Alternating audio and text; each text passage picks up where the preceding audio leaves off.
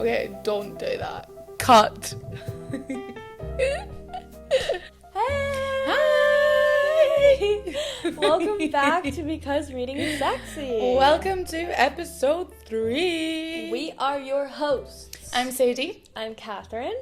And let's get into the third act. Woo! Woohoo! So Sadie, what are we doing today? So today's just going to be a bit more of a chill episode. They're cozy. Yeah, cozy, chill, September, autumnal, fall, if you will. For the Americans in the room. Fall. Fall. My pronoun, sorry. Fall. Okay. But a little cozy September, fall, autumnal vibe. We will be doing a little September TBR, just a little chit chat of what we are reading, what we'd like to read, what's on our radar for the future. Because it's technically autumn, so sorry for anyone who thinks that it starts at the autumnal equinox. It starts when it switches from August to September. On midnight. Yes. Yes. September 1st. I was like, yes. It's Halloween. Okay. You could tell me something that's on your TBR. Okay. So this isn't on my TBR. No, this is on my TBR, but I have just started it. And by just start, I mean have literally So read, what you're currently reading? Yeah, about 10 pages. So that is my number one because that's what I wanted to read, and I feel like it fits the vibe of the time of year, and that's why I like in a book. Yeah. So I'm currently reading Direbound by Sable, Sorenson. Nice. But it is 2 authors coming under one penman name. Okay. Which I didn't know, which is it's really cool. That's fun. But the premises so far is wolves. So far in the 10 pages that you've got. Yeah. And that is... Wolf. No, I'm a bit deeper in than that. Oh, okay. Well, you said 10 pages. Yeah, I know, but I'm not... I haven't made a dent. Okay. But I'm Yeah. I've read maybe a couple of chapters. Okay. But the premises right now is wolves, and I feel like that's quite different to what I would usually read in terms of the fact that I have read nothing but fae-based fantasy for the past few months. Yeah. But it's definitely given cozy werewolfy vibes. Yeah. And I'm here for that for autumn. Yeah. I'm excited to see where it goes because I haven't really read up much on the plot. It is, if anyone has Fable or listens to The Girls' Bathroom, Sophia Tuxford has a book club. Shout out Sophia. Love you. Hope you're listening. But her book club is called Fully Booked, and that is the book of the month. That is what everyone's reading. Nice. And I finished my last book at the end of last month, so I thought, why not just go along with what book club's reading, and I'm really enjoying it so far. Nice. So we'll see. Love. What about you? What's at the top, or what is just... Well, what I'm currently reading is something called A Winter's Promise, and it is a YA fantasy, and it is the first book in a series called the Mirror Visitor series. Ooh, so that's quite a big book, isn't it? It is chunky. Yeah. It is chunky. Basically, I wanted to read it because it's been on my TBR for years and years. This was one of my I feel like there was a period of time in 2016, 2017 when everyone was starting to get Goodreads and they started putting all of these very core. So this was kind of an OG one. So it was kind of, I saw at the library, support your local libraries. And I was like, you know what? I'll pick it up. I've been meaning to read it forever. But what I've heard, it's a book translated from French. The original series is written in French. So the prose is very whimsical. It's very lyrical, very romantic, the that. Language. Yeah. But I'm really liking it because it's a very, very unique magic system. Basically, they're on this world where it's sort of split apart into arcs, and then on each of these arcs, they've been separate for hundreds of years. But they do trade and stuff, but they're separate from hundreds of years, and then each arc has this sort of omnipotent ancestor that started that arc. Whoa. And they all have different powers. And they've all come from that bloodline almost, yeah. So they're almost like kind of all related, which is a little bit funny, but basically, don't fantasy authors love keeping it in the family. Bit of incest. But basically each arc has its own sort of like different kinds of powers. So the female main character, her power, she can read the souls of objects. Whoa. And their entire histories, and then she can go through mirrors. And it's pretty short distances, and then she's basically sold to like an arranged marriage to a different arc. And she kind of doesn't realize it, but it sort of puts her in a very dangerous political position. And like it's just it's very interesting. Like it's quite a slow plot. I would not recommend it for people who like need fast paced. It's very slow. There's so much world building, which I actually really enjoy, and it really reminds me of like Autumn because it's very atmospheric. Yeah. But it's such a cool magical system. And like especially now I feel like I love a book where they just sort of switch up. I love a new magic system because as much as it's nice to go back and have like similar ones, it's really nice to have such, but I'm really liking it so far. It is quite slow, but it just feels very again, as I said, atmospheric. It feels very literary, which I do enjoy. And then for a lot of these TBRs, the only reason that I know all that stuff is because I've sort of read up to that point, but I enjoy going into books quite blind. Yeah. Like, I'll sort of know a general vibe, I'll know what people are thinking about it. The kind of genre. Yes. Yeah, you're not going in not knowing anything about it, but yeah. But I like to do as close as I can because I like being surprised. Okay, what's another one on your TBR? Okay, so this is from your recommendations to me. Mm-hmm. This isn't one book. This is an author. Mm-hmm. And this is Emily Henry. And I feel like from the vibe I get, some of them are quite like summery. They're very summer-based. Like, I reread all of Emily Henry's books every time we enter like May. I feel like maybe... There's a few that because like you could do Happy Place, you could do A Great Big Beautiful World, you could do Funny Story. I just feel like you have spoke so highly of them, and I really would like to read one, even as just a little kind of palate cleanser. Yeah, especially it's just she writes really good romance. Yeah, like she was one of the first romance authors that I read that I actually felt like I connected to the character traits especially the female main characters, because I struggle with female main characters and especially the romance genre, because sometimes I feel as though they're being written very stereotypically. Yeah. What they think readers want to hear, and I don't think Emily Henry does that. I think all of her characters are very imperfect, and I really actually enjoy that. I like that. I like when the effort's made to not just be like following the same footsteps as like the stereotypical facade of what a female main character should be like. Yeah. But I think definitely would be a nice little standalone to read. Yeah. As a little, not a filler, but just something that's not gonna be really heavy and really intense to read. No. Yeah. Especially with my upcoming plan on my big investment. Yeah, go ahead, talk about your big investment. I'm gonna read Throne of Glass. The Throne of Glass series. How many is there? 8? Let's see. Assassin's Blade, Throne of Glass, Crown of Midnight, Heir of Fire, Queen of Shadows, Empire of Storms, Tower of Dawn, Kingdom of Ash. So 8.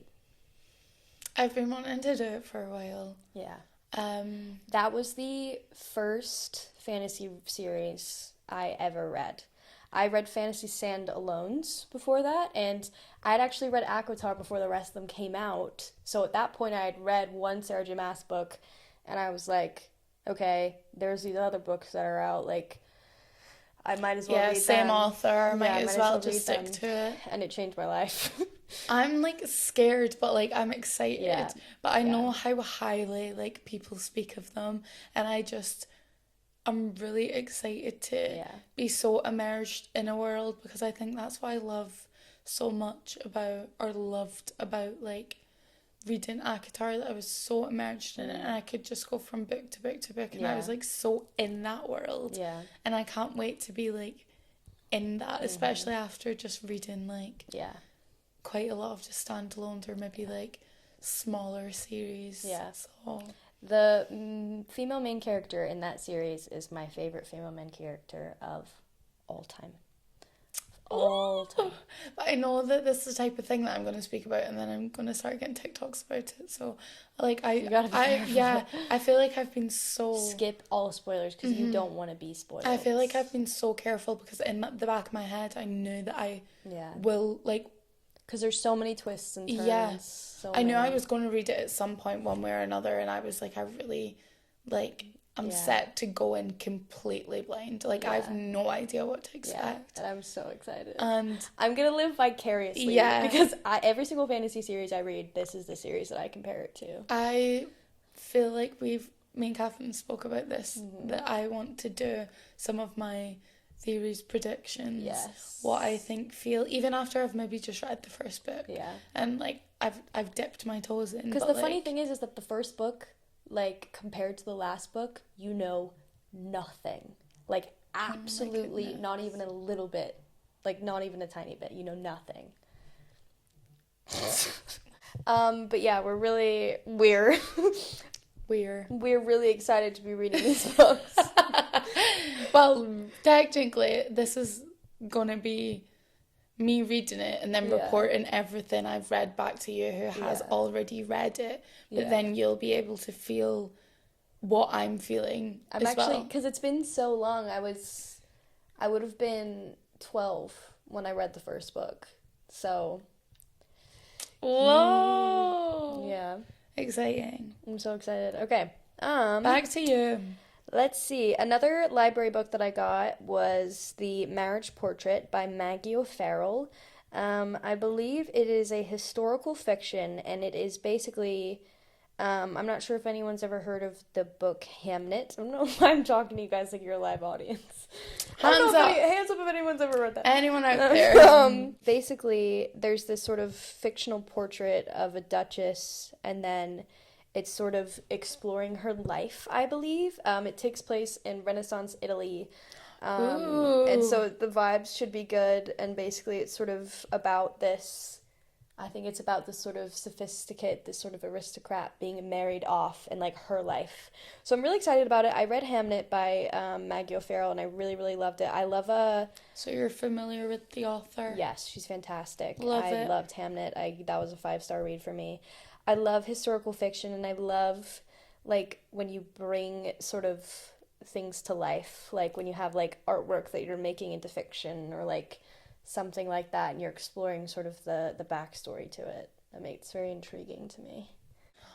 Exciting! Look at her library. My library girl. books. The library is my favorite place to be.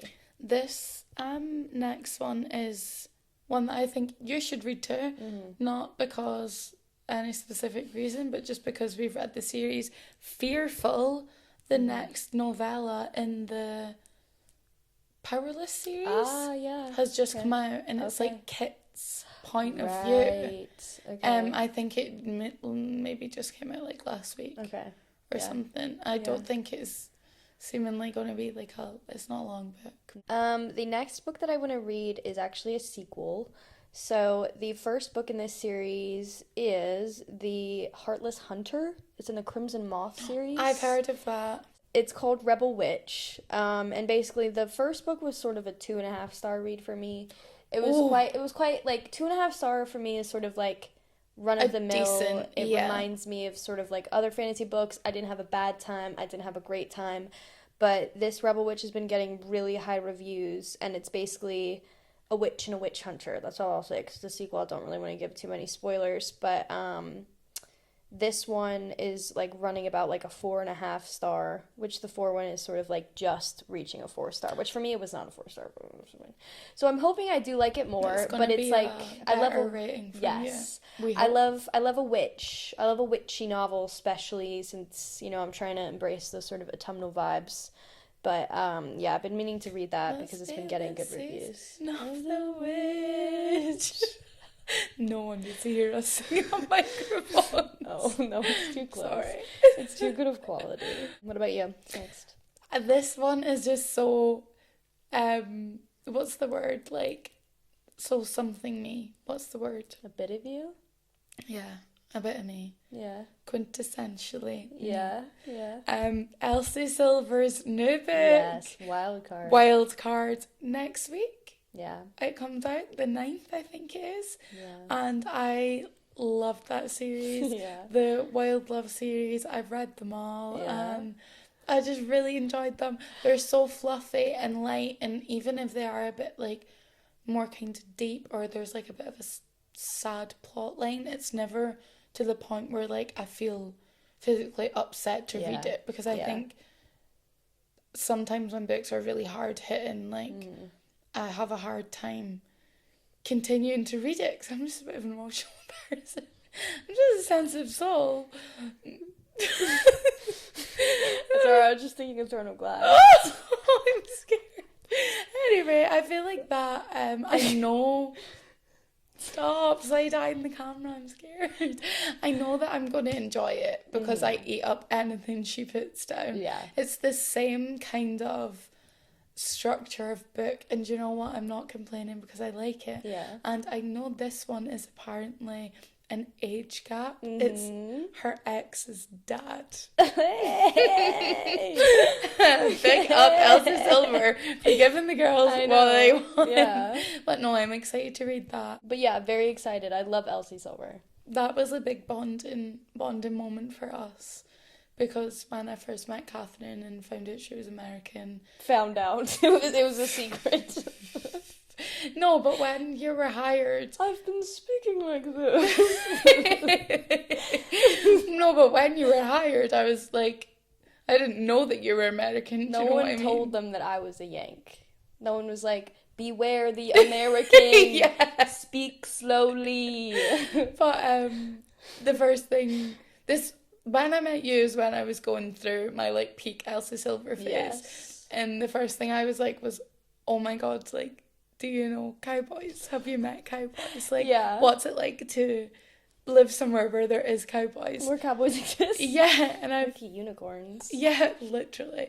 And I feel like we just bonded from there. So now every time I read Elsie Silver novel, I'm like, oh, especially now speaking about it on here. Yeah, I know, that's so full circle. Sweet. I like it. Full circle. I love that. But yeah, can't go wrong with a bit of fluffy country romance. You're always gonna get a good mail from Elsie Silver. She writes men pulled from your dreams. Very well. Yeah. Okay, back to you. Well, speaking of authors that we sort of keep going back to, Ali Hazelwood is releasing a short story in September. I have written down here another Ali Hazelwood book, brackets any. Yes, because I've been saying for a while that I really want Sadie to read an Ali Hazelwood book, because I love Ali Hazelwood's books. I read The Love Hypothesis and I rated it very highly, and now I'm like, and I'm invested in her little world, and I really like the way she writes characters. Yeah. Well, you should read Love Theoretically next. That's my next one, I think. Yeah. It's one of my faves. This short story is called Hot for Slayer, and it is a vampire and a vampire killer. Oh, I love... Vampire Slayer, sorry. This vampire slayer, he loses all of his memories, and the only person who can help him is the vampire he tried to kill for centuries. And Ali Hazelwood has a lot of these little, like, short stories that she releases. She does it for, like, wintertime. This girl's, like, Alexander Hamilton. She is writing like she's running out of time. Yeah. She spits them out. She's a prolific author. Because I was literally looking, like, after I'd read The Love Hypothesis, I was, like, looking at her other books, and I was like, Jesus Christ, she's written, like, 5 of these in the space of, like, a few years. Yes. So I'm excited to read that. Apparently there's going to be a collection of Halloween romances, so I'm really excited. So I think this is like one of the first one that she's released, and I think it's kind of like a series that she's doing. I want to read that. Yeah, so that's on the TBR. Whoa! Going back to the reading sequels, Brimstone by Callie Hart is coming out, which is the second book in the Alchemy series, I think that's what it's called. So the second book to Quicksilver, which I read on my holiday in summer, and I really enjoyed it. Catherine has not read it. She should. It is good. Yeah. And that dips into vampires as well, which I'd not read anything with that apart from Twilight many, many moons ago. Yeah. So that just put me on to thinking about that. The sequel. The way Quicksilver ended was torture. Okay. It was a big cliffhanger. Yeah. Not so much a cliffhanger as in, like, I don't know what's going to happen, but rather what happened. I don't know how it's going to happen next. Yeah. Like, I'm super excited because it was a cliffhanger enough that I was eager for more, but I wasn't, like, devastated. Okay. Not how I felt when I read the last page of Onyx Storm, but I am here for a vampire-y esque Halloween-y vibe. Love. My next one is called Arcana Academy. It's a romantasy, I believe, but it's a unique magic system in the way that it's sort of their magic comes from tarot cards. Which is very similar to like Shepherd King series, and it's One Dark Window, and then Two Twisted Crowns in that Rachel Gillick, and it was also sort of a similar where magic sort of comes from the cards, and I really enjoyed that. I'm hoping it's not derivative. I'm hoping it's not a copy and that there's no sort of vague plagiarism there, because that does happen a lot in the fantasy world, and I know you can pawn it off as not so much plagiarism. And apparently the romance is between the headmaster and the student. So I don't know how that's going to go. I'm a little bit nervous about that. Okay, so back on the Sarah J. Maas hype, Crescent City. Oh. I've not read that, and Catherine has told me, if not once, a million times, that I'm not allowed to read ACOTAR 6 until I've read all of Throne of Glass and Crescent City. But definitely just gonna invest. I don't know if that's a this time of year themed vibe. I mean, it's not really like seasonal, I'd say. It's quite an urban fantasy, so it takes place in a city. There's no like... Yeah, is there not phones in it? Yes. There is. I don't know how I feel about that. Yeah. I think the first book is my favorite out of that series. I'll get back to you with my opinion and my ranking when I read it. When will that be? I don't know. She says September. It might be January. Yeah, she's quite a chonky one. We don't know. Okay, back to you. My next one is called The Very Secret Society of Irregular Witches. This You're is on my loving TBR. a witchy I love a witch. Whenever it gets whenever it goes to September, I'm like, witch. It's basically a very it's like a quirky family, and like she's like one of the few witches in the UK.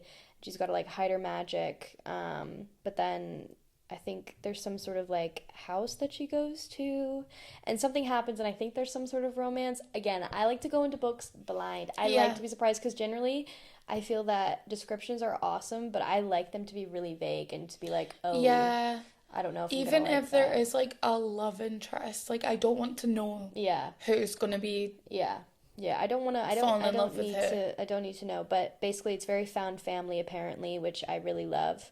And one of the blurbs is she found magic in the most unlikely of places. Aww. So it sounds very sweet, and I love a cozy little autumnal read. When you say that, the theme for practical magic plays in my head. I have been chasing the high of practical magic my whole life. The book is called The Very Secret Society of Regular Witches by Sangu Mandanna. Lovely. What's your last one? My last one is a classic. It is a can't go wrong with this franchise. Yeah. And it is Sunrise on the Reaping. I've not read it yet. It's been out for a while, a couple of months. Yeah. A few months. I like that Sadie said in this that she's very sensitive and doesn't like reading things that are quite heavy. I know. But this is why I feel like this time of year is the time of year to do that. Yeah. I can snuggle up and have a little hot chocolate and cry to a book. It's okay, yeah. In winter, in autumn, rather than lying on a beach on my holiday, sobbing into my sangria, like. Yeah. But it's a devastating read. It I really know. is. Suzanne Collins is one of my favorite authors of all time. She always writes when she has something to say. So I'm happy. I'm looking forward to it destroying me. Yeah. And I know they are developing it into like a movie as well. Yes. So I obviously want to read the book before I even think about the movie. Yeah. Because I really, really enjoyed the Battle of Songbirds and Snakes. Mm-hmm. Okay. So what I'm taking away from my list is I like fluffy cowboy romances and absolutely heart-shattering, devastating, will crush me books also. We all love a little bit of devastation. We're going from one extreme to the other. Yes. Who doesn't love Hunger Games? Okay. What is last on your list? So last on my list is East of Eden by John Steinbeck. Now, I'm sure everyone knows who John Steinbeck is. He's a literal Nobel Prize winner. And basically East of Eden is just one of those novels that I've been meaning to get around to. I've always seen quotes from this book, and like it just seems like one of those things that I'm really gonna like. It's often described as having the primordial power and simplicity of myth. I've read some of John Steinbeck's novels. I have read Of Mice and Men, The Grapes of Wrath, and I've also read The Moon is Down as well. So I've read a few of his books, but basically I think this is it's like in sort of a farm area in California, and it's it follows two families, and they sort of reenact the fall of Adam and Eve and the sort of rivalry of Cain and Abel. Do you think this is going to be different from the other books? I mean, I feel like John Steinbeck is one of those ones that, like, he explores, I hate to say it this way, he explores sort of the darkness of humanity in a way that really appeals to my brain. It just sort of the way that he writes about it, and I think this one is meant to explore the mystery of identity, the inexplicability of love, and the murderous consequences of love's absence. So that's our TBRs for the month. Mm-hmm. We've got lists. We've got lists. But what are we embracing in September? I think cozy vibes. Yeah. Autumnal vibes. I'm here for the return of scarves. I'm here for the return of hot drinks. Mm-hmm. I'm here for the return of sitting somewhere cozy and reading your book. Absolutely. Whether that's in your bed, on your sofa, in a coffee shop. Yep. In the library. Yep. I'm here for that. You know what's sexy? Autumn. Because autumn is sexy. And so is... Reading. And what's even sexier? Reading in autumn. Banger after banger after banger. All too well. 10-minute version. 10-minute version. Bringing it back. Bringing it back. Thank you so much for listening to these episodes. We're so grateful for everyone who's tuning in. We're so grateful. And everyone who's reposting and everyone who's interacting with us. And just I said to Catherine that, like, I'm just beaming, like, every time I see, like, someone say something nice or, like, see when someone just casually posts it, like, like, on their Insta story, they're, like, watching us. It's just, like... It's so special. It's so nice. And we love it and we appreciate it so much. Mm-hmm. And we're so excited for everything that's to come. We'll see you next week. Episode 4. Thank you so much for listening. Thanks, guys. Love you guys. Love you. Bye.